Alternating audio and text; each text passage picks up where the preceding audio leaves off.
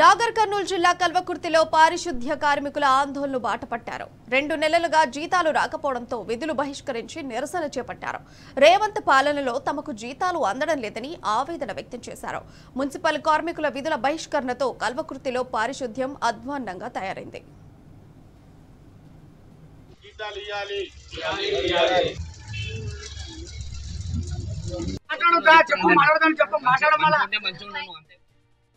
నెల 6 తారీఖు చేసేసారు. ఈసారి వేసుకోలేడు. మాకు మహాలక్ష్మి వాళ్ళు వచ్చి ఇంటికి వాడుతున్నారు. మాకు కట్టలేకపోతున్నాం. మేము కష్టం ఒకరొకరం చేసుకుంటాం. ఇంటి ట్యాక్స్ కట్టని వీళ్ళే వచ్చి మమ్మల్ని ఇబ్బంది పెడుతున్నారు. వీళ్ళు జీతాలు అయింది మేము ట్యాక్స్ ఏడు తెచ్చి కట్టాలి. మాకు కట్టనికి శాతం అయితే లేదంటే మీరు పని చేస్తలేరా ఈయనరి అంటే మరి అప్పు తెచ్చి ఇస్తాం. మళ్ళీ వీళ్ళు జీతం అయింది వాళ్ళకి ఏడే పైసలు. మాకు చాలా ఇబ్బంది పెడుతున్నారు. పని చేపిస్తారు కానీ జీతాలు వేస్తలేరు సార్. మాకు జీతాలు రాక 5 తారీఖు నాటి రావాల్సిన జీతం ఈ రోజు 22 తారీఖు అయినా కానీ మాకు ఇంకా జీతాలు వేయలేదు.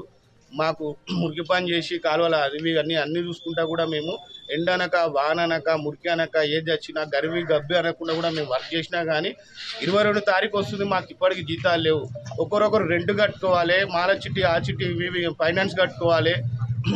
మాకు వచ్చే జీతంలోనే తక్కువ జీతం 13,000 14,000 జీతానికి ఇన్ని రోజులు అంటే వాళ్ళందరూ మా మీద పడుతుంది. మేము పొద్దున మా ఇల్లు కూడా మేము శుభ్రం చేసుకోకుండా మేము విధులకు అటెండెన్స్ అయ్యి విధులు మేము ఊరు జనాల కోసం మేము చేస్తుంటే మాకు ఇప్పటికి కూడా 22 తారీఖు అవుతుంది. అయినా జీతాలు రావట్లేదు.